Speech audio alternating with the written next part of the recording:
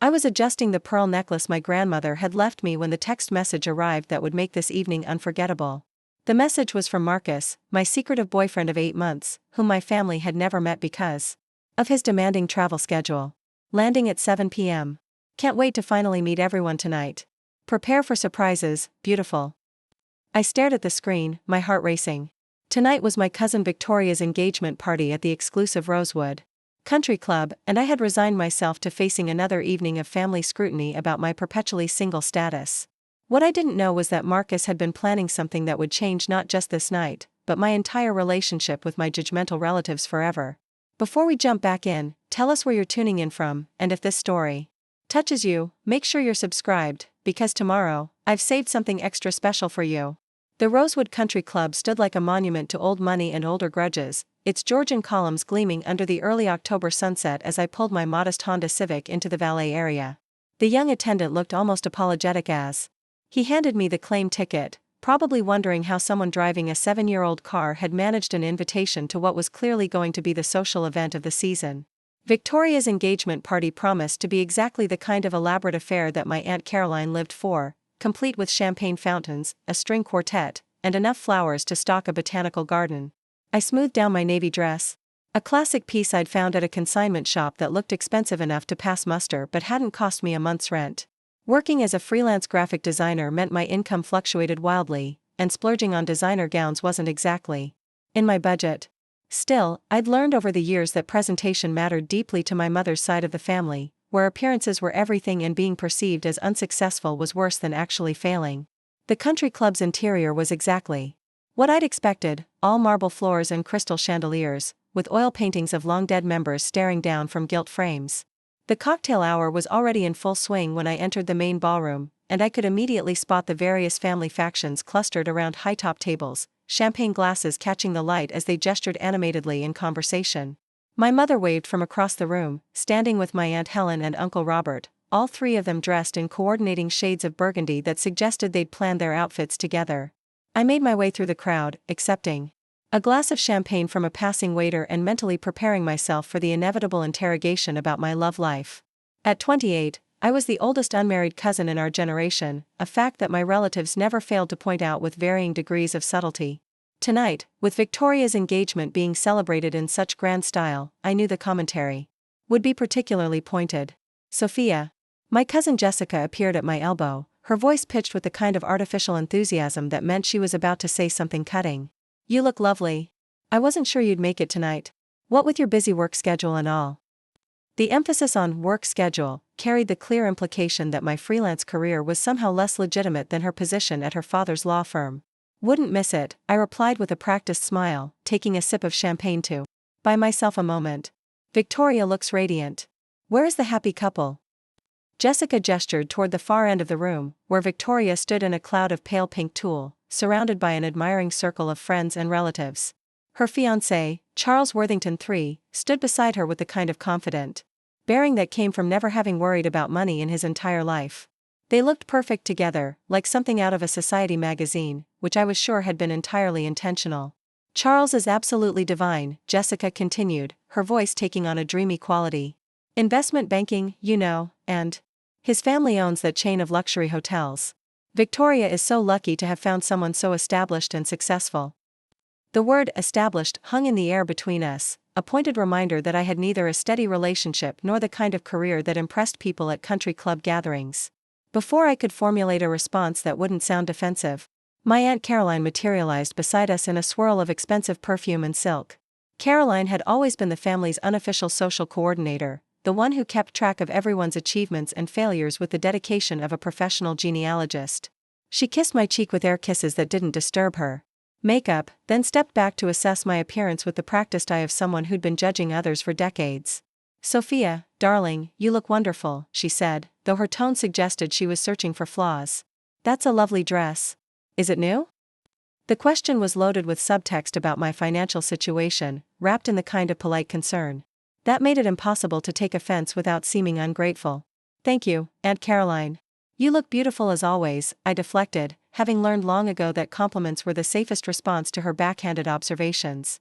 She did look elegant in her emerald green gown, her silver hair styled in An elaborate updo that had probably taken hours to achieve. Well, I do try to maintain standards, she replied with false modesty, then immediately pivoted to her favorite topic. Now, tell me, are you seeing anyone special?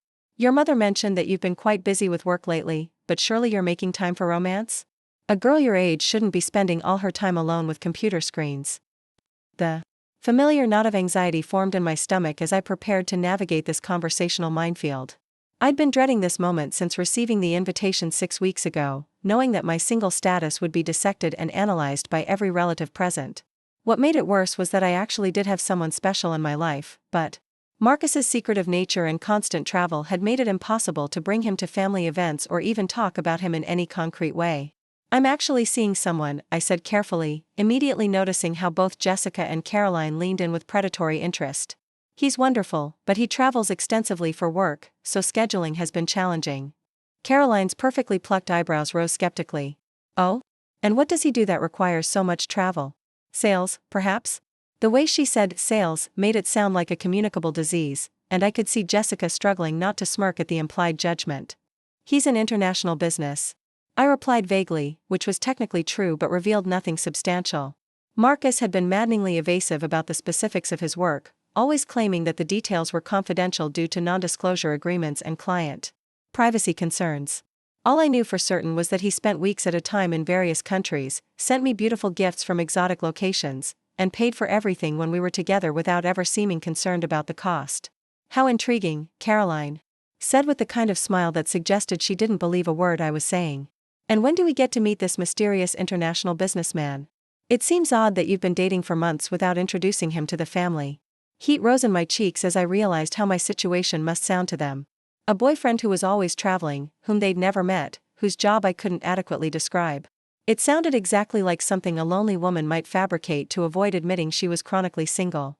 The worst part was that I sometimes wondered the same thing myself during Marcus's long absences, questioning whether our relationship was as real and substantial as it felt during our intense but infrequent time together. Actually, I began, then stopped as my phone buzzed with a text message. I glanced down and saw Marcus's name on the screen, my heart lifting despite the awkward situation. Just landed. Traffic permitting, should be there by 8:30. Hope you're ready for this. The cryptic message was typical Marcus, always hinting at surprises without revealing details, but something about his tone tonight felt different, more charged with anticipation than usual. Sorry, what were you saying? I asked, looking up to find both women watching me with intense curiosity. Your mysterious boyfriend, Jessica prompted with barely concealed amusement.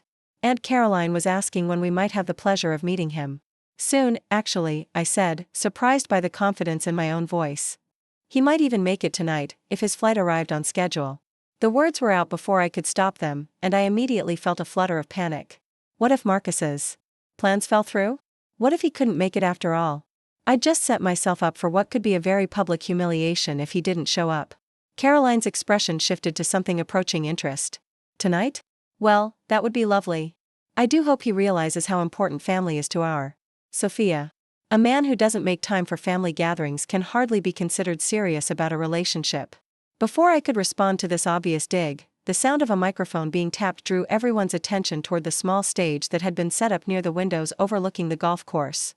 Victoria's father, my Uncle Jonathan, stood at the podium with the kind of self-satisfied expression that meant he was about to make a speech that would somehow center himself despite this being his daughter's moment. Ladies and gentlemen, family and friends, he began, his voice carrying easily across the room as conversations died down. Caroline and I want to thank you all for being here tonight to celebrate our beautiful daughter Victoria and her engagement to the wonderful Charles Worthington III. Polite applause rippled through the crowd as Victoria and Charles moved to stand beside the stage, both of them glowing with happiness and champagne. They looked like they'd stepped out of a fairy tale, perfectly matched in their beauty and obvious prosperity. I felt a familiar pang of something that wasn't quite envy but wasn't contentment either, watching them bask in the approval and admiration of everyone present. Victoria has always been our shining star, Uncle Jonathan continued, his chest puffing with pride. From her academic achievements at Stanford to her successful career in marketing, she's consistently made choices that have filled us with pride. And now she's found her perfect match in Charles, who shares her values, her ambition, and her commitment to building a meaningful life together. The words stung more than they should have, each praise for Victoria serving as an implicit criticism of my own choices. I'd graduated from a state school rather than an Ivy League university, freelanced rather than climbing a corporate ladder, and remained stubbornly single while my cousins paired off with appropriate partners who met family standards for success and stability. "We look forward to welcoming Charles into our family officially," Uncle Jonathan went on, raising his champagne glass toward the happy couple. "And we hope that his example might inspire some of our other young relatives to think seriously about their own futures and the importance of finding stable, committed partnerships." The pointed look he shot in my direction was subtle enough to maintain plausible deniability, but clear enough that several people turned to glance at me with expressions ranging from sympathy to amusement. I felt my face burning with embarrassment, as I realized I'd been specifically called out in front of the entire gathering as an example of what not to do with one's life. To Victoria and Charles, Uncle Jonathan concluded, raising his glass high. "May your love continue to grow and flourish for many years to come." The toast was enthusiastic, with glasses clinking and voices rising in congratulation, but I barely participated, too mortified by the public commentary on my personal life to do more than lift my glass half-heartedly. As the crowd began to disperse back into smaller conversational groups, I found myself surrounded by well-meaning relatives who seemed determined to offer their perspectives on my romantic situation. "Don't take what Uncle Jonathan said personally," my cousin Michael said, appearing at my side with his wife Sarah. "He gets carried away with these speeches. Remember when he spent 10 minutes talking about fiscal responsibility at Tommy's graduation party?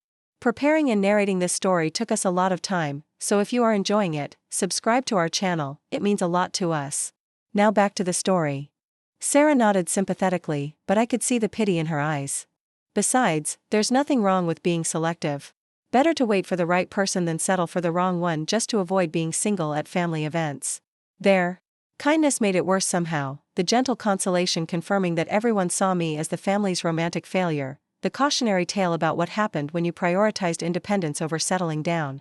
I managed to murmur appropriate thanks for their concern while scanning the room for an escape route, desperate for a few minutes alone to collect myself before facing more unwanted advice about my love life. "Sophia, there you are." My mother's voice cut through the ambient conversation as she approached with her characteristic blend of worry and disapproval.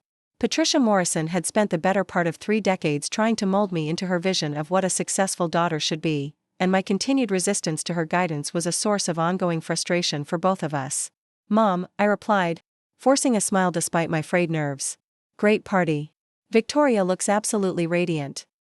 "She does, doesn't she?" Mom agreed, but her attention was clearly focused on me rather than the guest of honor. "I was just talking to Caroline about your situation, and we think it might be time for you to consider being more open to meeting new people. Caroline knows several lovely young men who would be perfect for you, professionals with stable careers and good family backgrounds." The suggestion that I needed my aunt to arrange dates for me was the final straw in an evening that had already tested my patience beyond its limits. I was 28 years old, college educated, and running my own business, yet my family consistently treated me like a teenager who couldn't be trusted to manage her own romantic life. The condescension was overwhelming, made worse by the fact that I actually did have a relationship, just one that didn't fit their conventional expectations. "That's very thoughtful," I said through gritted teeth, "but I'm actually quite happy with my current situation. Not everyone needs to follow the same timeline for major life events." Mom's expression shifted to the patient look she reserved for what she considered my more stubborn moments. "Darling, I understand that you value your independence, but you can't build a life entirely on your own. At some point, you need to think practically about your future, about security and companionship and the possibility of having a family someday." "Who says I haven't thought about those things?" I shot back, my voice rising slightly before I caught myself and lowered it again. "Just because I'm not engaged doesn't mean I'm not building toward a future. My business is growing, I'm financially stable, and I'm perfectly capable of making my own decisions about relationships." The conversation was attracting attention from nearby relatives, and I could see them pretending not to listen while clearly hanging on every word. Family drama was always entertainment at these gatherings, and I realized I was providing the evening's spectacle whether I wanted to or not. Jessica materialized beside us again, clearly drawn by the tension in our voices. "Is everything all right?" she asked with false concern, her eyes bright with curiosity about the developing conflict. "Everything's fine," I replied tersely, taking a large gulp of champagne and immediately regretting it when the alcohol hit my empty stomach. I'd been too nervous to eat much before the party, and the champagne was making me feel lightheaded and emotionally volatile. We were just discussing Sophia's romantic prospects, Mom explained to Jessica, apparently oblivious to my discomfort with the public analysis of my personal life. I think she'd benefit from meeting some new people, expanding her social circle. Beyond her work contacts. Jessica nodded sagely, as if my love life was a problem requiring group consultation. It's so hard to meet quality people these days, especially when you work from home. Have you tried any of those dating apps? I know several people who've had great success with them. The suggestion that I needed to resort to dating apps to find companionship was delivered with such genuine helpfulness that it was impossible to take offense, but it still stung. I was surrounded by people who loved me, at least in their way, but who clearly saw me as someone to be pitted and fixed rather than respected for the choices I'd made. I appreciate everyone's concern, I said carefully, but I'm really quite content with my life as it is. Not everyone needs to be in a relationship to be fulfilled, and I happen to enjoy my independence. The words sounded defensive even to my own ears, and I could see from their expressions that my relatives interpreted my response as confirmation that I was lonely and making excuses for my single status.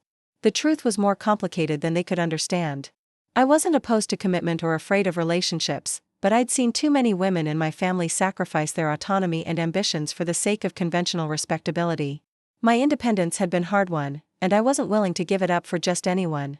Of course, dear, Caroline said in the tone people use with children who are being unreasonable. Independence is wonderful, but it shouldn't come at the expense of human connection. You're such a lovely girl, Sophia. It's a shame to waste these precious years when you should be building something meaningful with someone special. The implication that my current life was meaningless and wasteful was so blatant that I felt anger flare hot in my chest. These people who claimed to care about me seemed incapable of imagining that a woman might find fulfillment outside of marriage and traditional family structures. Every conversation about my future centered on what I lacked rather than what I'd accomplished, what I needed to change rather than what I'd gotten right. Actually, I began, my voice sharper than I'd intended, I think there might be more meaning in my life than you realize. Sometimes the most important things aren't visible at family gatherings. Mom's eyebrows rose at my tone, and I could see Caroline bristling at what she clearly interpreted as disrespect. Before either of them could respond, my phone buzzed again with another message from Marcus. Pulling into the parking lot now. You look beautiful from here. I looked around in confusion, wondering how he could see me from the parking lot, when movement outside the floor-to-ceiling windows caught my attention.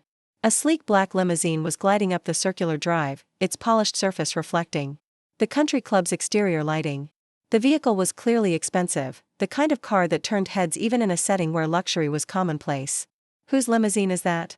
Jessica asked, pressing closer to the window for a better view.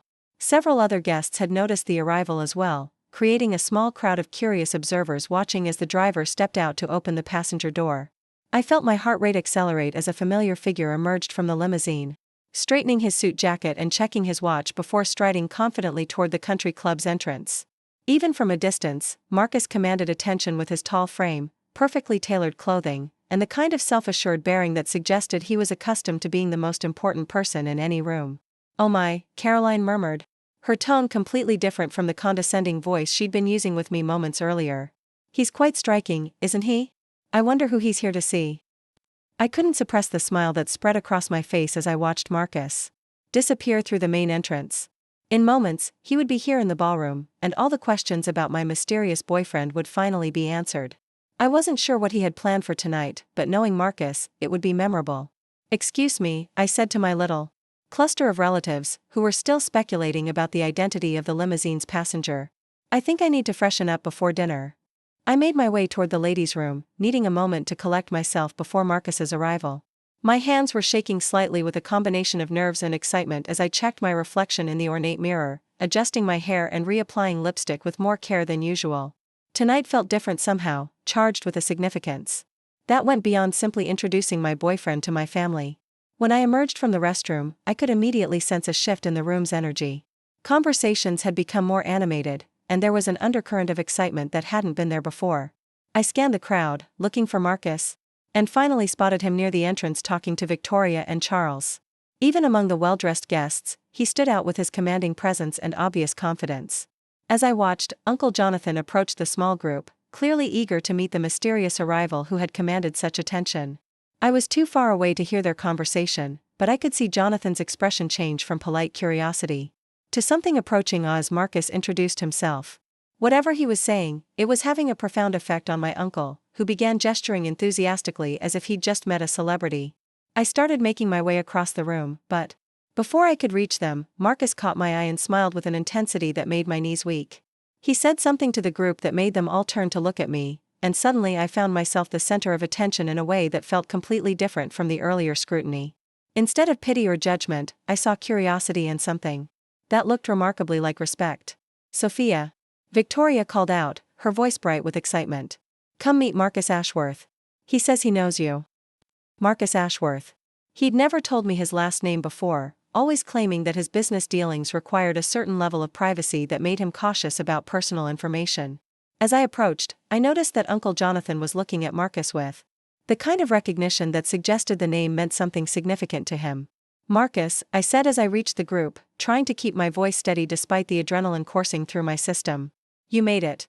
He stepped forward and kissed my cheek, his hand resting briefly on my waist in a gesture that was both intimate and possessive. "I told you I wouldn't miss it," he murmured, his voice low enough that only I could hear. "Are you ready for this?" Before I could ask what this meant, Charles cleared his throat and extended his hand toward Marcus with obvious respect. "Mr. Ashworth, it's an honor to meet you. I've followed your work for years, particularly the renewable energy initiatives. The Ashworth Foundation's impact on sustainable development has been extraordinary." I felt my confusion deepening as I realized that Marcus wasn't just making polite conversation with my relatives. They clearly knew who he was, or at least knew his name and reputation. The way Charles spoke suggested that Marcus was someone of significant importance, not just a successful businessman but someone whose work was publicly recognized and respected. "Thank you," Marcus replied graciously. "Though I have to say, the real honor is mine. Sophia has told me so much about her family, and I've been looking forward to meeting everyone for months." Uncle Jonathan stepped forward, his earlier skepticism about my mysterious boyfriend completely transformed into eager hospitality. "Mr. Ashworth, what a delightful surprise. We had no idea that Sophia was dating someone of your caliber. Please, you must let me introduce you to everyone. I'm sure they'd be thrilled to meet you." The shift in my uncle's attitude was so dramatic it was almost comical. The man who had been publicly questioning my life choices 30 minutes earlier was now practically fawning over my boyfriend, clearly impressed by whatever reputation Marcus had in the business world. I still didn't understand exactly who Marcus was or why my relatives were treating him like royalty, but I was beginning to realize that tonight was going to unfold very differently than I had anticipated. As Uncle Jonathan began steering Marcus toward the larger group of family members, my cousin Jessica appeared at my side with an expression of stunned disbelief. "Sophia," she whispered urgently, "do you have any idea who that is?" "My boyfriend," I replied, though even as I said it, I realized how inadequate that simple description seemed given everyone's reaction to his presence. Jessica stared at me as if I'd just claimed to be dating a movie star. "Your boyfriend is Marcus Ashworth? The Marcus Ashworth? The billionaire who owns half the renewable energy companies in North America?" The word billionaire hit me like a physical blow, and I felt the room spinning slightly as I tried to process what Jessica had just told me. Marcus had always been generous with expensive gifts and never seemed concerned about money, but I'd assumed he was simply well off, not wealthy on a scale that defied comprehension. Suddenly, his secretive nature about his work made perfect sense. He hadn't been evasive about his job because he was hiding something questionable, but because his level of success was so extraordinary that it would have changed everything about our relationship if I'd known. "I don't understand," I said weakly, watching as Marcus was surrounded by increasingly excited relatives, all of them eager to speak with him. "He never told me he was billionaire?" Jessica finished. "Sophia. His net worth is in the headlines regularly. He's not just wealthy, he's one of the most influential environmental philanthropists in the world. The Ashworth Foundation has donated hundreds of millions to climate change research." "How did you not know?" The honest answer was that I deliberately avoided researching Marcus online, preferring to let our relationship develop naturally without the influence of whatever information I might find about his background. I'd wanted to know him as a person rather than as a resume or a net worth statement, and he'd seemed to appreciate my lack of curiosity about his professional achievements. Now I was beginning to understand why. Across the room, I could see my mother's face as Uncle Jonathan introduced her to Marcus. Her expression progressed through confusion, recognition, and finally a kind of shocked joy that suggested she was recalculating everything she thought she knew about my life. Caroline stood beside her, looking as if she'd just won the lottery, her earlier condescension replaced by an almost predatory satisfaction. "Sophia Morrison," she called out, her voice carrying across the room with unusual authority. Come over here this instant. We need to talk. The command in her tone was impossible to ignore, and I found myself walking toward the family cluster, with legs that felt unsteady beneath me. As I approached, I could see that word of Marcus's identity had spread through the room like wildfire. Conversations had shifted from polite party chatter to excited speculation about how I had managed to land such an extraordinary catch. Darling, Caroline said as I reached the group, her voice dripping with a sweetness that hadn't been there an hour earlier, why didn't you tell us that Marcus was the Marcus Ashworth? We've been reading about him in Fortune magazine for years. The question hung in the air, and I could feel everyone waiting for my answer. The truth was that I'd been as surprised as they were, but admitting that would reveal just how little I actually knew about the man I'd been dating for 8 months. Instead, I found myself echoing Marcus's own words about privacy and discretion. Marcus values his privacy, I said carefully. Given his public profile, he prefers to keep his personal relationships out of the spotlight when possible. It wasn't exactly a lie, though it wasn't the complete truth either. Marcus nodded approvingly at my response, stepping closer to me, in a gesture that felt both supportive and protective. Sophia has been wonderfully respectful of my need for discretion, he said, his arm sliding around my waist. It's one of the many things I love about her. The word love sent a shock through me, not because it was unexpected but because he'd said it in front of my entire family before we'd even discussed our feelings privately. I looked up at him, trying to read his expression, but his attention was focused on my relatives with the kind of charming intensity that had probably helped him become successful in business. Well, this is certainly wonderful news, Uncle Jonathan said, his voice booming with enthusiasm. Sophia, you've been far too modest about your relationship. We had no idea you were dating someone so accomplished. The irony of his words wasn't lost on me, considering that an hour earlier he'd been publicly questioning my life choices and suggesting that I needed to be more serious about finding a stable partner. Now that same man was practically glowing with approval, as if Marcus's wealth and success had somehow validated not just my romantic judgment but my worth as a person. Success in business is one thing, Marcus said diplomatically, but finding someone like Sophia is infinitely more valuable.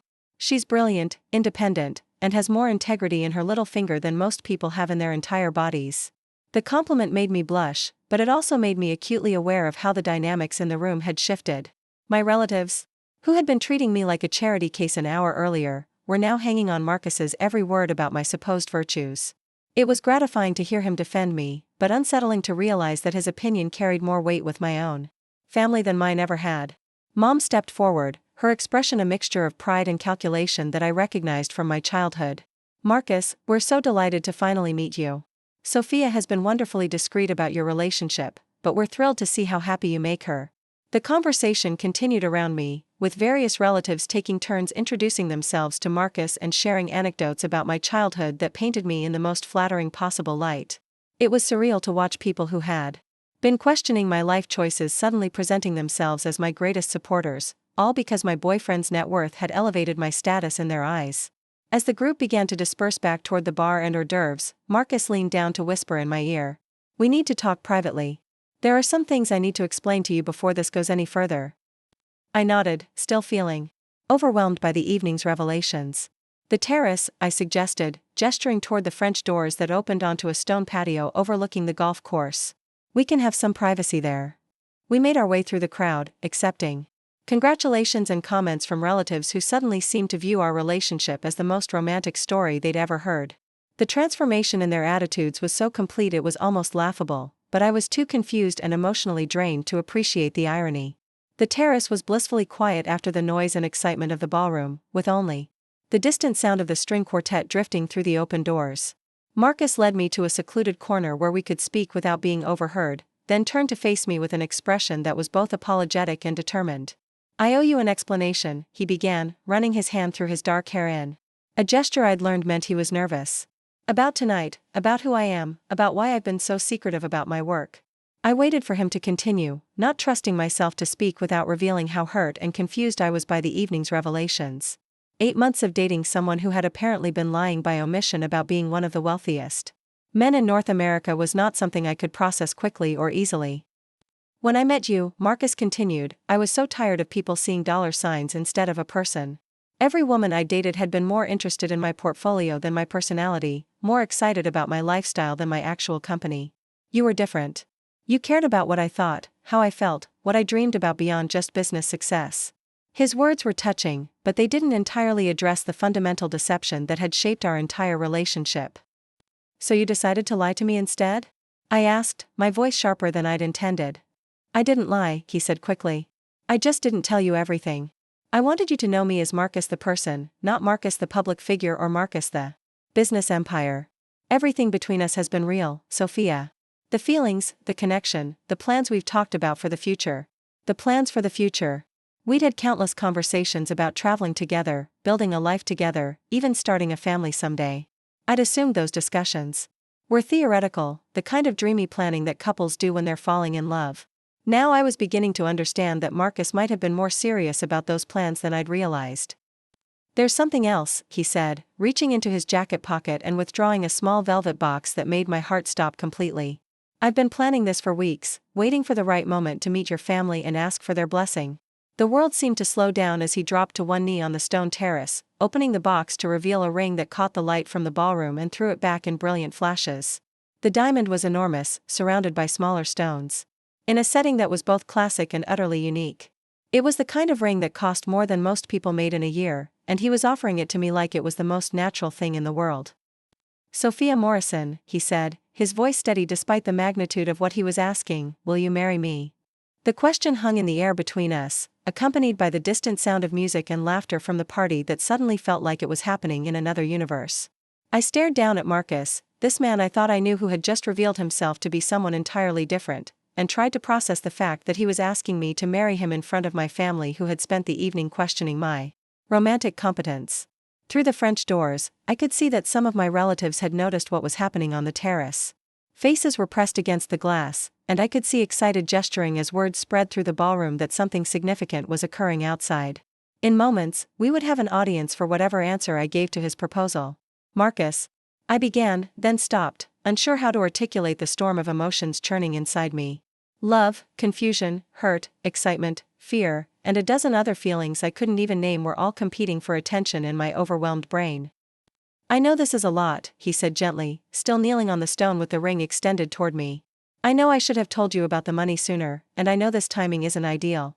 But Sophia, I love you. I've loved you since our third date when you spent an hour explaining why you thought my favorite restaurant was overpriced and pretentious. I want to build a life with you, and I want your family to see that you deserve someone who values everything amazing about you." The last part of his declaration hit me with unexpected force. Whatever his motivations for keeping his wealth secret, whatever questionable timing this proposal represented, Marcus was offering to publicly claim me in front of the same relatives who had spent the evening treating me like a romantic failure. The validation was intoxicating, even as part of me recognized how problematic it was to need external approval for my own worth. Behind us, I could hear the French doors opening as someone stepped onto the terrace. "Sorry to interrupt," Uncle Jonathan's voice called out, though he sounded anything but sorry. But we couldn't help noticing that something important seemed to be happening out here. More people were emerging onto the terrace now, my mother and Caroline leading the charge, followed by Jessica and several other cousins. Within moments, we were surrounded by my family, all of them watching with rapt attention as Marcus remained kneeling with the ring outstretched, waiting for my answer to the most important question of my life.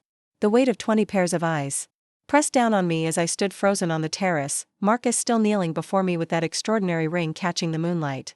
My family had arranged themselves in a semicircle around us, their faces reflecting a mixture of anticipation, excitement, and barely contained glee at witnessing what they clearly assumed would be the most romantic moment of the century. The irony wasn't lost on me that the same people who had been pitying my single status 30 minutes earlier were now positioning themselves as witnesses to my fairy tale ending. "Well?" Caroline prompted, her voice pitched with the kind of excitement usually reserved for lottery winners. "Sophia, darling, surely you're not going to keep the poor man waiting?"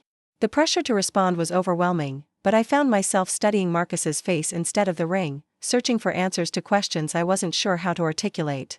Who was this man I thought I knew? How many other secrets had he been keeping?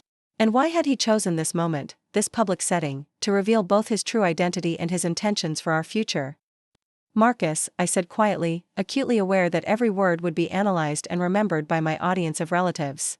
"This is beautiful, and I'm honored, but can we have a moment alone to discuss this properly?" Uncle Jonathan stepped forward. Before Marcus could respond, his face flushed with excitement and what I suspected was several glasses of champagne. "Nonsense, Sophia. This is a family celebration. We're all here to support you both in this wonderful moment.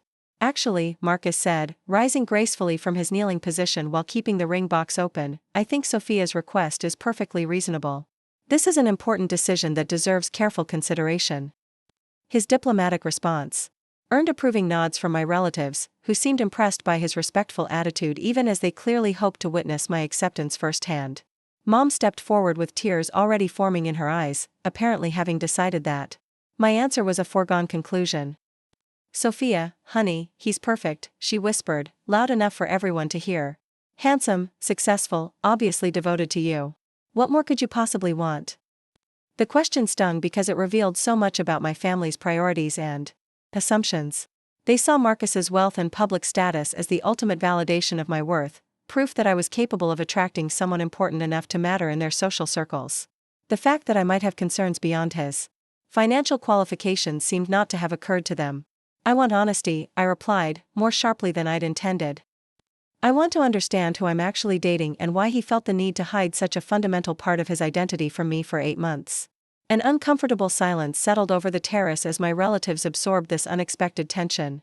In what they'd assumed was a purely romantic scene, Jessica shifted awkwardly, clearly regretting her decision to follow the crowd outside, while Caroline's expression hardened with disapproval at my ungrateful response to such an extraordinary proposal.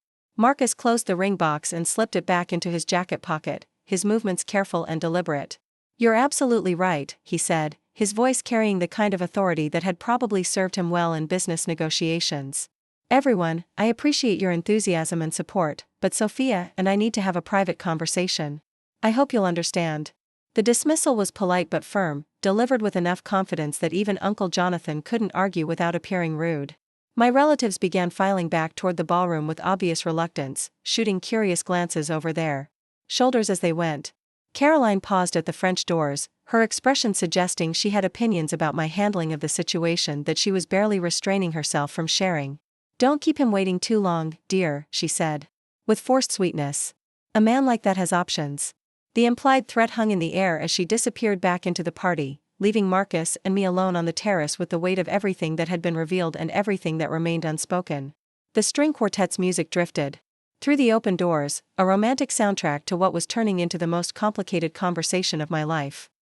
I'm sorry, Marcus said immediately, moving closer but not touching me. I handled this all wrong. I should have told you about the money months ago, and I definitely should have discussed the proposal with you privately before doing anything public. His apology was a relief, but it didn't address the fundamental questions that were churning in my mind. Why now? I asked. Why tonight? And why in front of my family when you know how complicated my relationship with them is? Marcus ran his hand through his hair again, a gesture I was beginning to recognize as his tell when he was struggling with how much to reveal. Because I heard what your uncle said during his speech.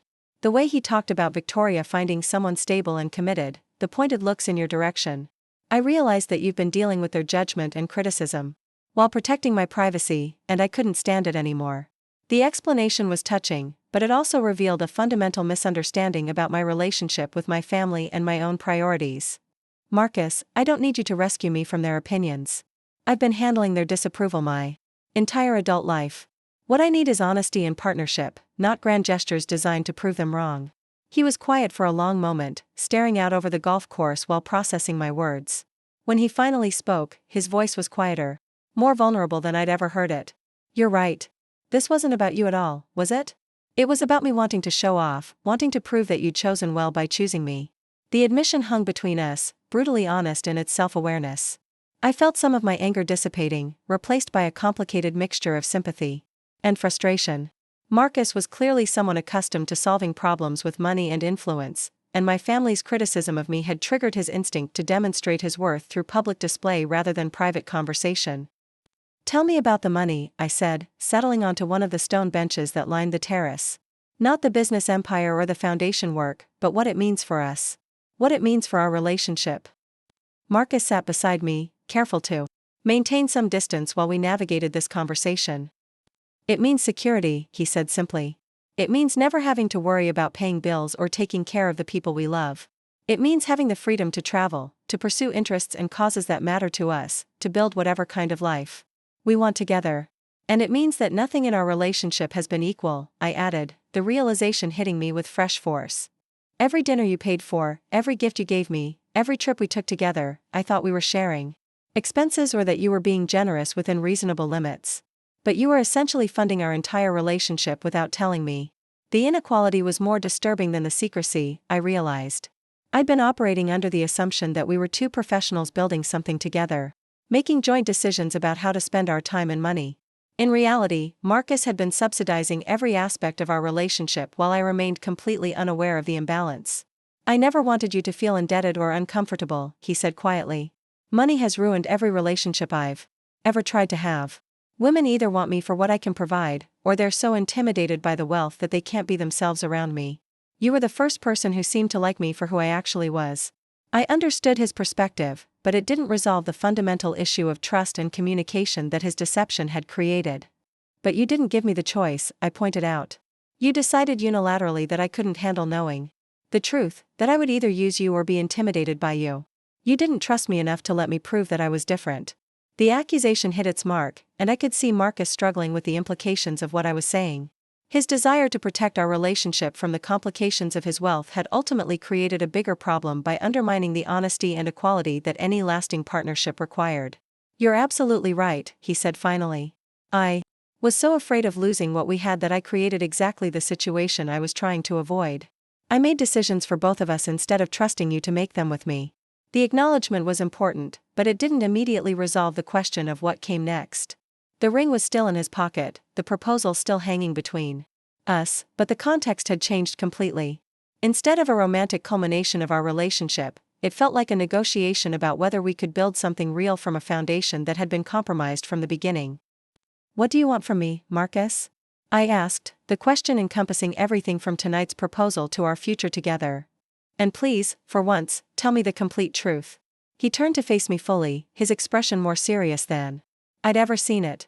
I want to marry you, he said simply. I want to build a life together based on honesty and partnership and shared values. I want to support your dreams and have you support mine. I want to travel the world with you and come home to you and raise children who grow up understanding that love and respect matter more than money or status. The vision he painted was beautiful, but it required a level of trust that I wasn't sure we could rebuild after months of fundamental deception. And what about your world? I asked. The business empire, the foundation work, the public responsibilities that come with your level of wealth? Do I get a choice about whether I want to be part of that? Marcus was quiet for several moments, clearly considering the implications of my question. Yes, he said finally. You get to choose how involved you want to be. The money comes with responsibilities, but it also comes with freedom. We can live quietly if that's what you prefer, or we can use the resources to make a difference in causes that matter to us. The choice is ours to make together. The offer was tempting, but it also felt overwhelming. Making decisions about how to spend millions of dollars was not something I'd ever imagined as part of my future, and the learning curve would be steep.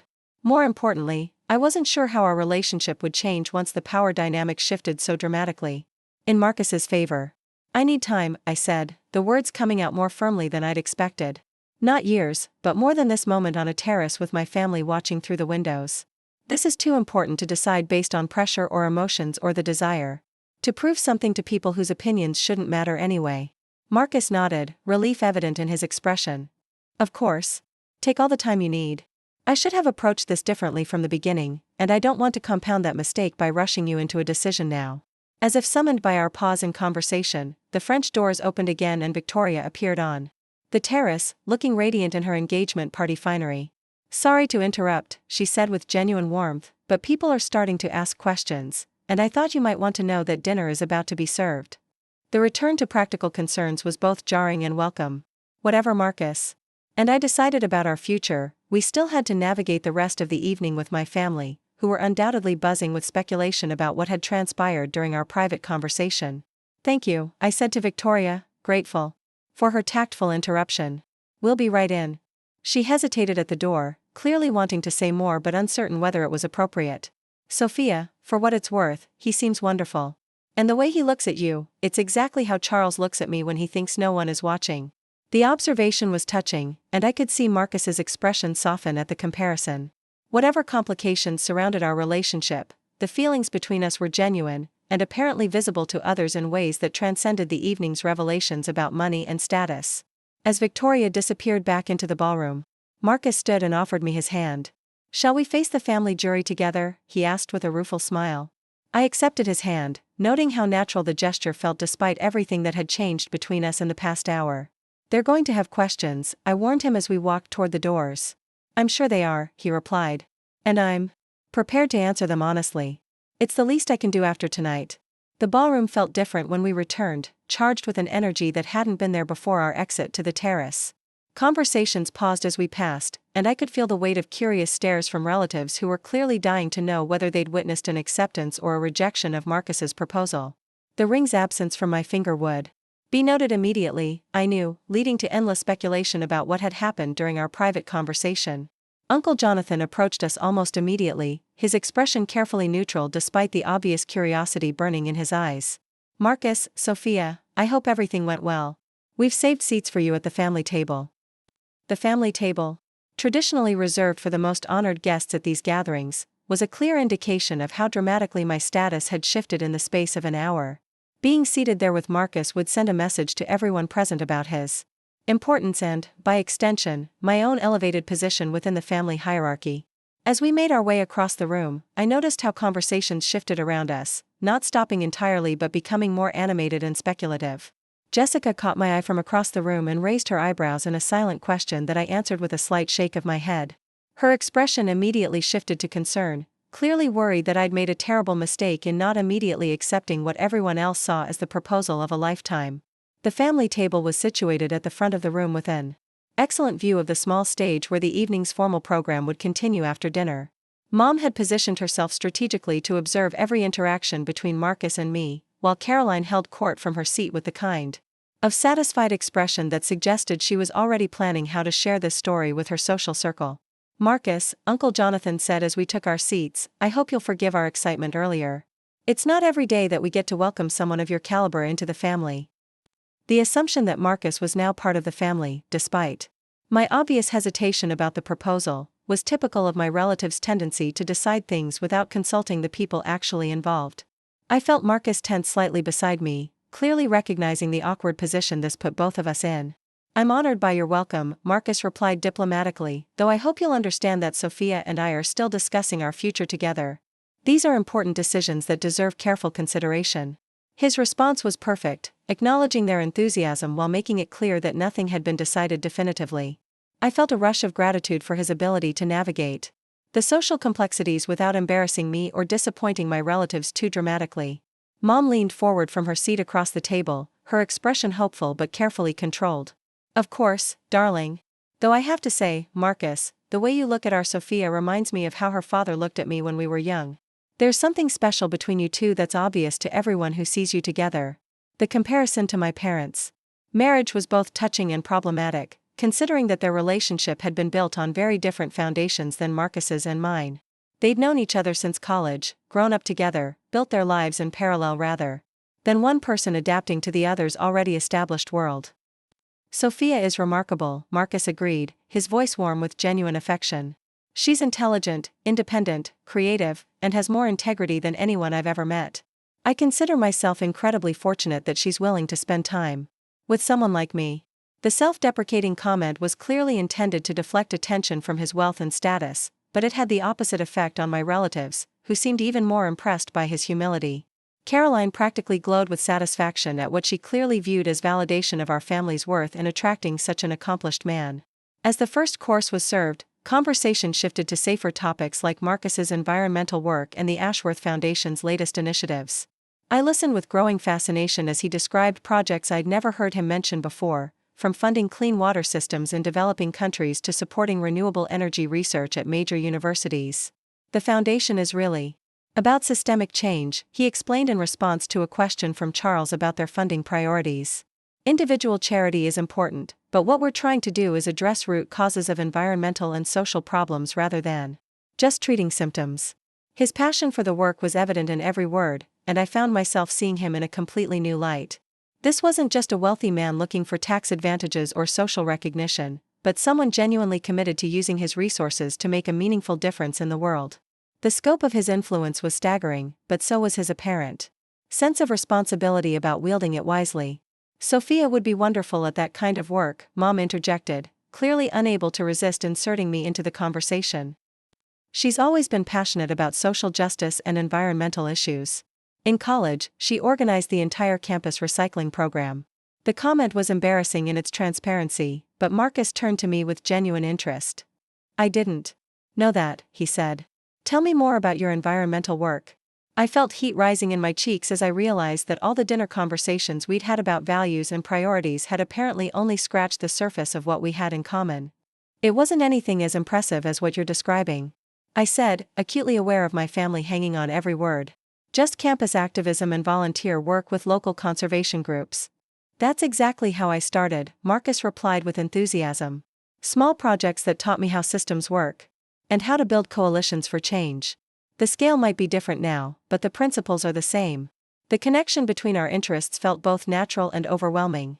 If Marcus was telling the truth about wanting partnership rather than just marriage, there could be opportunities for me to contribute to work that mattered in ways I'd never imagined possible. But the prospect was also intimidating, requiring me to think beyond my comfortable small-scale involvement in causes I cared about. As dinner progressed, I found myself studying Marcus with new eyes, trying to reconcile the private man I thought I knew with the public figure my family clearly found so impressive. His conversation was thoughtful and engaging, his questions about our family history and traditions seemed genuinely interested rather than merely polite, and his treatment of the servers and club staff reflected the kind of consideration that suggested his character went deeper than surface charm. Marcus, Caroline said as the main course was cleared, I hope you'll forgive my curiosity, but how did you and our Sophia actually meet? She's been wonderfully mysterious about the details. The question I'd been dreading finally arrived, delivered with Caroline's characteristic blend of nosiness and social authority. I'd never told my family the complete story of our meeting, because it revealed so much about how different our lives had been before we found each other. Marcus glanced at me, clearly checking whether I wanted to handle the answer or preferred that he take the lead. I nodded slightly, curious to hear how he would frame our first encounter for an audience that was already predisposed to find everything about our relationship romantic and inspiring. We met at a coffee shop in Georgetown, he said with a smile that made it clear the memory was a pleasant one. Sophia was working on her laptop at the table next to mine, and I kept getting distracted by her phone conversation with a client who was apparently being very difficult about a design project. I remembered that day vividly, though I hadn't realized at the time that Marcus had been listening to my increasingly frustrated attempt to manage a client who wanted expensive results on a bargain budget. It had been one of those conversations that tested my patience and professionalism while reminding me why freelance work could be so challenging. When she hung up, Marcus continued, she looked so annoyed that I couldn't resist asking if she was okay. We ended up talking for 3 hours about everything from graphic design to environmental policy to the terrible coffee at that particular establishment. The conversation had been effortless and engaging, ranging across topics in a way that revealed how much we had in common despite our apparently different backgrounds. I'd left that coffee shop feeling energized and optimistic in a way that had nothing to do with romance and everything to do with intellectual connection. It took me 2 weeks to work up the courage to ask her out, Marcus admitted with self-deprecating humor. She was so obviously independent and accomplished that I wasn't sure she'd be interested in dating someone she'd met randomly at a coffee shop. Uncle Jonathan laughed approvingly. Smart man, recognizing Sophia's value immediately.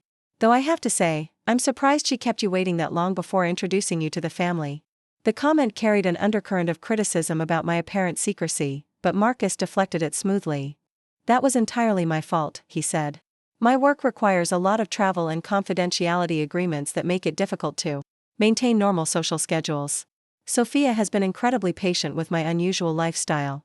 His explanation cast my failure to bring him to family events in a completely different light, transforming what my relatives had seen as evidence of an uncommitted relationship into proof of my understanding and flexibility. I marveled at his ability to reframe the narrative in ways that reflected well on both of us while containing enough truth to be believable. As dessert was served and the evening's formal program resumed, I found myself processing everything I'd learned about Marcus in a new context. The wealth was staggering and would undoubtedly change our relationship in fundamental ways, but his values and priorities seemed genuinely aligned with mine. The secrecy had been problematic, but his reasons were understandable even if his methods had been misguided. The more complicated question was whether I could adapt to the kind of life his status would require, with its public scrutiny, social obligations, and constant awareness of how our actions might affect his business interests and foundation work.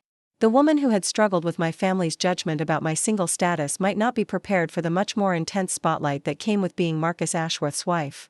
When Uncle Jonathan rose to make his closing remarks, thanking everyone for celebrating Victoria's engagement and expressing his hopes for the young couple's future happiness, his words felt like they carried additional weight given the evening's unexpected developments.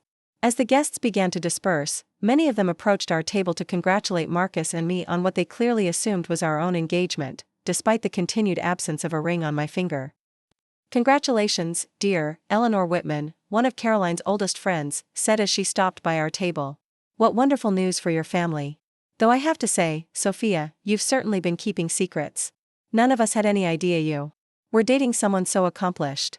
The comment stung because it revealed how thoroughly my relatives had underestimated my romantic prospects, assuming that anyone worthwhile would have been introduced to them immediately. The fact that I'd been protecting Marcus's privacy had been interpreted as evidence that our relationship wasn't serious enough to warrant family involvement.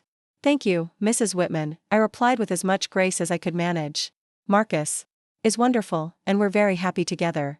The carefully neutral phrasing avoided confirming or denying engagement rumors while acknowledging the relationship's importance. Mrs. Whitman clearly wanted more details, but Marcus's presence seemed to inhibit her usual tendency toward invasive questioning. As the evening wound down and relatives began making their departures, I found myself exhausted by the emotional intensity of everything that had happened. The woman who had arrived at this party feeling defensive about her single status was leaving with a billionaire boyfriend and a marriage proposal she still hadn't answered, surrounded by family members who now viewed her as the evening's success story rather than its cautionary tale. "Would you like me to drive you home?" Marcus asked as we waited for the valet to bring our cars around. "We could stop somewhere and continue our conversation, or I could simply follow you to make sure you get there safely." The offer was considerate, but I needed time alone to process everything that had happened before making any decisions about our future. "I think I need some space tonight," I said honestly. "This has been overwhelming, and I want to make sure I'm thinking clearly before we talk about next steps." Marcus nodded understandingly, though I could see disappointment flicker across his features. "Of course. Though Sophia, I hope you know that whatever you decide about the proposal, I want to keep working on our relationship. Tonight may have been complicated, but my feelings for you haven't changed." The sincerity in his voice was unmistakable, and I felt my resolve wavering slightly. Whatever mistakes he'd made in handling the money situation, Marcus's affection for me seemed genuine and deep. The question was whether we could build something lasting from a foundation that had been compromised by months of fundamental dishonesty about who he really was. "I'll call you tomorrow," I promised as my car arrived. "We have a lot to figure out, but I think we can do it if we commit to being completely honest with each other going forward." As I drove home through the quiet Georgetown streets, I replayed the evening's events in my mind, still struggling to process how completely my life had changed in the space of a few hours. The woman who had dreaded facing another family gathering as the perpetual single cousin was now grappling with a marriage proposal from a billionaire who apparently saw her as his intellectual and emotional equal. The irony wasn't lost on me that my family's criticism had inadvertently created the circumstances for Marcus's grand gesture, which had in turn transformed their opinion of me so completely that I was now their shining example of romantic success. Their approval felt good, but it also reminded me how conditional their respect had always been, dependent on external validation rather than recognition of my inherent worth. More importantly, I now had to decide whether I was ready to step into a world I'd never imagined for myself, with responsibilities and opportunities that extended far beyond anything I'd previously considered possible.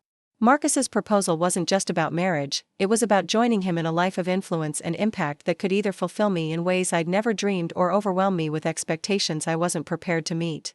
The ring box in his pocket represented not just his love for me, but an invitation to transform myself in ways that would affect every aspect of my future. The question I faced was whether that transformation represented growth and opportunity, or the loss of the independence and authenticity I'd worked so hard to maintain. 3 days had passed since Victoria's engagement party, and I still hadn't given Marcus an answer. My small apartment felt different now, every familiar corner somehow charged with the weight of the decision I needed to make. The ring he'd shown me on the terrace haunted my thoughts, beautiful and terrifying in equal measure, representing not just a commitment to him but entry into a world I barely understood. I'd spent Monday morning researching Marcus online for the first time, finally allowing myself to see what everyone else apparently already knew about the man I'd been dating. The search results were overwhelming. Forbes articles about his business acumen, environmental magazine features highlighting his foundation's impact, society pages documenting his attendance at charity galas and political fundraisers. The scope of his public life was staggering. And I struggled to reconcile these images of power and influence with the thoughtful, sometimes vulnerable man who brought me coffee and listened to my design project frustrations. Tuesday had brought an unexpected visitor. Caroline appeared at my door mid-morning, armed with expensive pastries and what she clearly considered urgent advice about my romantic situation. She'd settled into my living room with the air of someone conducting an intervention, her designer handbag placed strategically on my thrift store coffee table like a declaration of superior taste. "Sophia, darling, I simply had to come," she'd begun, her voice carrying the authority of someone accustomed to managing other people's lives. "I've been thinking nonstop about Saturday night, and I'm concerned that you might not fully appreciate the magnitude of the opportunity Marcus is offering you." The conversation that followed had been both infuriating and enlightening.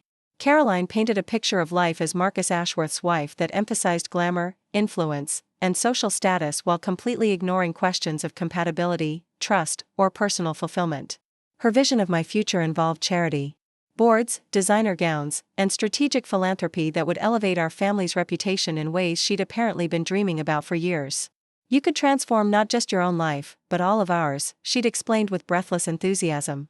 "Think of the doors that would open, the connections you'd make, the good you could do with access to those kinds of resources. This isn't just about romance, Sophia. This is about legacy." Her words had crystallized something I'd been struggling to articulate about my hesitation. Caroline saw Marcus's proposal as a lottery ticket rather than a life choice, valuable primarily for what it would provide rather than what it would require.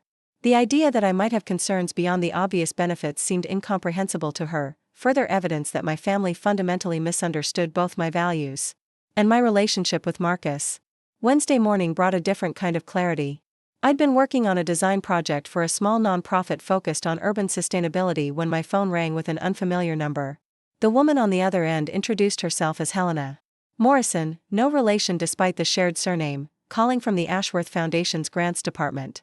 "Miss Morrison, I hope you'll forgive the unsolicited contact," she'd said in a crisp, professional tone. "But Marcus mentioned that you might be interested in learning more about our environmental education initiatives. We're looking for someone with design expertise to help develop curriculum materials for underserved communities." The conversation that followed had been fascinating and overwhelming. Helena described projects spanning multiple continents, education programs reaching hundreds of thousands of children, and funding levels that dwarfed anything I'd ever imagined working with. The scope was incredible, but so was the complexity of managing initiatives on such a massive scale. The position would involve significant travel, Helena had explained, and the learning curve would be steep. "But Marcus seems to think you'd bring exactly the kind of fresh perspective and creative thinking we need to take these programs to the next level." The offer was exactly the kind of meaningful work I'd always dreamed of doing, but it came with strings attached that went far beyond professional qualifications. Helena's carefully neutral tone couldn't disguise the fact that this opportunity existed because of my relationship with Marcus, not because of my portfolio or experience. The foundation work I'd found so impressive was now being offered to me as an extension of his romantic interest rather than recognition of my independent capabilities. That realization had sparked a crisis of confidence that sent me into the deepest introspection I'd experienced in years. Was I qualified for this kind of work on my own merits, or was I being offered opportunities because of who I was dating? More importantly, if I accepted Marcus's proposal, would I ever know the difference? The prospect of spending my career wondering whether my achievements were earned or gifted was deeply troubling. Thursday morning arrived gray and drizzly, matching my emotional state as I sat at my kitchen table with coffee growing cold and a legal pad covered in pros and cons lists that seemed to multiply rather than clarify my options. The rational arguments for accepting Marcus's proposal were overwhelming. Financial security, meaningful work, the chance to make a real difference in the world, and partnership with someone who clearly loved and respected me. Against these advantages, my concerns about independence and authenticity seemed petty and self-defeating. But the concerns persisted, gnawing at my confidence and making me question everything I thought I knew about what I wanted from life. I'd spent years building a career and identity based on my own efforts and choices. The prospect of stepping into a role defined primarily by my relationship to someone else felt like a fundamental betrayal of the woman I'd worked so hard to become. The sound of my phone ringing interrupted these circular thoughts, and I was surprised to see Marcus's name on the display. We'd exchanged brief text messages since Saturday night, but this was our first actual conversation since the proposal. My heart rate accelerated as I answered, uncertain what tone our discussion would take. "Good morning, beautiful," he said, his voice warm but carefully neutral. "I was hoping we could talk today. I know you need time to think, but I also want to make sure you have all the information you need to make your decision. The offer to provide more information was both helpful and ominous. What else didn't I know about his life, his work, or the implications of becoming his wife? The question of what other revelations might be waiting reinforced my sense that our relationship had been built on an unstable foundation of partial truths and careful omissions. I'd like that, I replied, though my voice betrayed none of the confidence I wished I felt. There are definitely things I need to understand better before I can give you an answer. We arranged to meet that afternoon at a small cafe in DuPont Circle, far from the country club setting of Saturday's drama and away from the pressure of family expectations. I spent the intervening hours trying to formulate questions that would help me understand not just what marrying Marcus would involve, but whether I was capable of thriving in the world he inhabited. The cafe was nearly empty when I arrived, the lunch crowd having dispersed and the dinner rush still hours away. Marcus was already seated at a corner table, looking younger and more approachable in jeans and a sweater than he had in his country club formal wear. The casual setting made our conversation feel less like a negotiation and more like the honest discussions we'd had during our early months together. "Thank you for meeting me," he said as I sat down, his expression serious but hopeful. "I've been thinking about everything you said Saturday night, and I realize there are aspects of my life I haven't adequately explained to you." Over the next 2 hours, Marcus painted a more complete picture of what his wealth and influence actually entailed. The business empire required constant attention and strategic decision-making that affected thousands of employees and millions of shareholders. The foundation work involved complex partnerships with governments, universities, and other nonprofits that demanded diplomatic skills and political awareness I'd never developed. The social obligations were extensive and often tedious, requiring attendance at events and maintenance of relationships that served business and philanthropic purposes rather than personal enjoyment. "I don't want to romanticize it," he said. "Honestly, there are aspects of this life that are genuinely difficult. The scrutiny is intense, the responsibilities are overwhelming sometimes, and the pressure to make the right decisions with such significant resources can be paralyzing." His candor was both refreshing and terrifying. The fairy tale version of wealth that Caroline had painted was being replaced by a more realistic picture that included sacrifice, compromise, and burdens I'd never considered. The question was whether the meaningful aspects of the work and the strength of our partnership would be sufficient to balance the challenges. "What about us?" I asked, the question I'd been avoiding finally emerging. "How would our relationship change if I stepped into this world with you?" Marcus was quiet for a long moment, clearly considering how to answer honestly without discouraging me completely. "It would change," he admitted finally. "There would be more demands on our time, more external pressures on our decisions, more scrutiny of our private life. But Sophia, I truly believe we'd be stronger together than either of us could be alone." The conviction in his voice was compelling, but it didn't address my deeper concerns about losing my individual identity in the process of becoming his partner. And if I wanted to maintain my own career, my own projects outside of the foundation work, then we'd make that work, he replied immediately. "The resources are there to support whatever you want to pursue. If you want to continue freelancing, we can set up a studio space that gives you complete creative freedom. If you want to start your own nonprofit or social enterprise, we can provide funding and infrastructure. The point isn't to limit your options, it's to expand them." His answer was everything I could have hoped for logically, but it still didn't resolve the emotional complexity of accepting help and opportunities that came through him rather than my own efforts.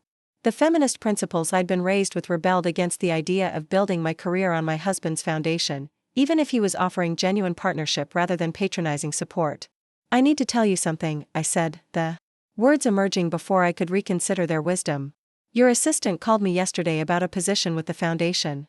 It sounds like amazing work, but I can't help wondering if I'm being offered the job because of my qualifications or because of our relationship." Marcus's expression shifted to something between surprise and dismay, clearly unaware that Helena had contacted me. "She called you?" "I didn't authorize that. I mean, we discussed the possibility of you joining our team if you were interested, but I specifically said to wait until after we'd resolved our personal situation." The clarification was somewhat reassuring, but it also highlighted how my relationship with Marcus would inevitably complicate any professional interactions with his organizations. Even if my qualifications were genuine, the perception would always be that I'd been hired as the boss's girlfriend rather than on my own merits. "This is exactly what I'm worried about," I said, articulating the fear I'd been struggling to express. "If I marry you, will I ever know whether my achievements are real or whether people are just humoring the billionaire's wife?" The question hung between us, touching on issues of respect, credibility, and self-worth that went far beyond romantic considerations. Marcus looked genuinely pained by the implication that his influence might undermine rather than support my professional aspirations. I understand your concern, he said carefully, but I also think you're underestimating your own capabilities. The work you've done, the clients you've served, the reputation you've built, those achievements belong to you regardless of who you're dating or married to. His confidence in my abilities was touching, but it didn't resolve the fundamental question of how external perceptions would affect my sense of professional authenticity. The business world was often unfair to women, and being seen as someone who'd married her way to opportunity would create additional barriers to being taken seriously. As our conversation continued into the early evening, I found myself appreciating Marcus's willingness to discuss these concerns honestly rather than dismissing them as insecurity or self-doubt. He acknowledged the legitimate challenges while maintaining his belief that we could navigate them successfully together. His respect for my perspective was one of the qualities that had drawn me to him initially, and it remained compelling even as we grappled with these more complex issues. There's one more thing I need to know, I said as we prepared to leave the cafe.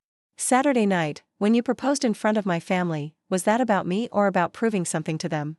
The question was harder than any we'd discussed, cutting to the heart of his motivations and my own insecurities about being seen as a prize to be won rather than a person to be loved. Marcus was quiet for several long moments, clearly weighing his answer carefully. Both, he said finally, his honesty brutal but necessary. I love you and want to marry you, that part was entirely about us. But I also couldn't stand watching them treat you like you were somehow deficient for being single and independent. The timing was about proving them wrong, which was unfair to you and to the significance of what I was asking. The admission stung, but it also completed my understanding of what had happened Saturday night. Marcus's proposal had been sincere, but it had also been performative, designed to demonstrate my worth to people whose opinions shouldn't have mattered to either of us. The gesture had been as much about his ego and protective instincts as about his love for me. I'm glad you told me, I said, meaning it despite the pain of confirmation. I needed to know that you understood why the setting and timing felt problematic. We parted that evening with more honesty between us than we'd ever shared, but without resolution of the fundamental question that remained. Marcus had been completely transparent about what marrying him would involve, acknowledging both the opportunities and the challenges with admirable candor. The decision was entirely mine, free from pressure or manipulation, which somehow made it more difficult rather than easier.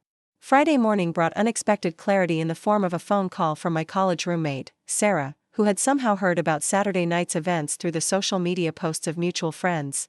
Her reaction to the news was characteristically direct and insightful. So let me get this straight, she said after I'd explained the situation. You've been dating a billionaire for 8 months without knowing he was a billionaire. He proposed at a family party where everyone had been treating you like a romantic failure, and you're worried that accepting might compromise your independence? When she put it that way, my concerns sounded almost absurd, but Sarah wasn't finished with her analysis. Sophia, I've known you for 10 years. You're the most stubborn, independent person I've ever met. If you marry this guy and he tries to turn you into some kind of society wife trophy, you'll divorce him so fast his head will spin. The question isn't whether you'll maintain your identity, it's whether he's worth the complications that come with his lifestyle. Her perspective was both reassuring and challenging, forcing me to examine whether my fears about losing myself were realistic given my personality and track record. I'd never been someone who compromised my values for convenience or security, and there was no reason to believe that marriage would fundamentally change that aspect of my character. That afternoon, I found myself walking through the National Gallery, seeking inspiration or clarity among the permanent collection. Standing before a massive abstract painting that seemed to capture the complexity of emotions I'd been experiencing, I finally understood what my heart had been trying to tell me for days. My hesitation hadn't really been about the money or the lifestyle changes or even the professional complications. It had been about fear, pure and simple. Fear of happiness that seemed too good to be true, fear of a future that exceeded my wildest imagination, fear of stepping into a bigger version of myself than I'd ever believed possible. Marcus loved me, not just for who I was but for who I could become with the resources and support he was offering. He'd seen potential in me that I was only beginning to recognize, and he was inviting me to explore that potential as his partner and equal. The foundation work, the travel, the influence, the opportunity to make a real difference in the world, these weren't consolation prizes for marrying a wealthy man. They were the natural extension of values and interests we genuinely shared. More importantly, I realized that I loved him too, not despite his wealth and success but because of the character and principles that had enabled him to handle such resources responsibly. His commitment to environmental causes, his respect for My independence, his willingness to be vulnerable and honest even when it was difficult, these qualities existed independently of his bank account. The ring he'd offered represented not a loss of identity but an expansion of possibility, not dependence but partnership in its truest form. I'd been so focused on what I might sacrifice that I'd lost sight of what we could build together, the life of purpose and impact that neither of us could create alone. Saturday morning, exactly 1 week after Victoria's engagement party, I called Marcus and asked him to meet me at the same Georgetown coffee shop where we'd first met 8 months earlier. The symmetry felt appropriate for what I hoped would be the real beginning of our relationship, built this time on complete honesty and shared understanding. He arrived looking nervous but hopeful, the ring box visible in his jacket pocket as he sat down across from me. Before he could speak, I reached across the table and took his hands in mine, feeling the rightness of the connection despite all the complexity surrounding it. "Yes," I said simply, the word carrying the weight of every conversation we'd had, every concern I'd voiced, every dream we'd shared. "Yes, I'll marry you. Yes, I want to build this life with you. Yes, I'm ready to be brave enough to accept the happiness and opportunity you're offering." The relief and joy that transformed his expression was worth every moment of uncertainty I'd experienced over the past week. As he slipped the ring onto my finger, the weight of it felt not like a burden but like a promise, a symbol of the commitment we were making not just to each other but to the work and life we would share. "There's just one condition," I added as he kissed my hand. "No more secrets. Complete honesty about everything, even when it's complicated or difficult." "Especially when it's complicated or difficult," he agreed, his voice thick with emotion. "I love you, Sophia. All of you, exactly as you are, but also as you're becoming." As we sat in that coffee shop, planning our future and laughing about how far we'd traveled from that first conversation 8 months earlier, I realized that my family's criticism and Saturday night's drama had been necessary catalysts rather than obstacles. Their judgment had forced Marcus to reveal his true identity, which had enabled me to make an informed choice about our relationship. Their expectations had pressured us into honesty that might have taken years to achieve otherwise. The woman who had dreaded Victoria's engagement party as another reminder of her romantic failures was now planning a wedding that would exceed anything my relatives had ever imagined. But more importantly, she was stepping into a partnership that honored both her independence and her capacity for growth, built on love that had survived the test of complete transparency. Up next, you've got 2 more standout stories right on your screen. If this one hit the mark, you won't want to pass these up. Just click and check them out.